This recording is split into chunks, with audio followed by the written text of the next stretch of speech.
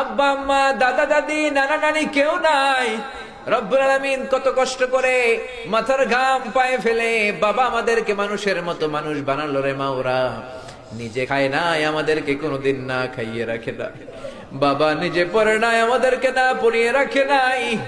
ঈদ আসলে নিজে নতুন জামা কিনে নাই, আমাদেরকে নতুন জামা না দিয়ে রাখে নাই।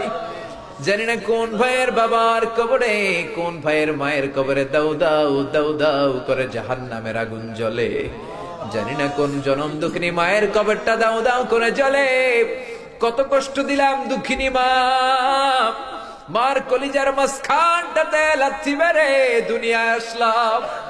আমার মা অজ্ঞান হয়ে পড়ে রইল, আবার জ্ঞান ফিরার পর আমারে কোলে তুলে নেয়। সবাই বলল 10 মাসের কষ্ট এত তাড়াতাড়ি ভুললি কেমনে?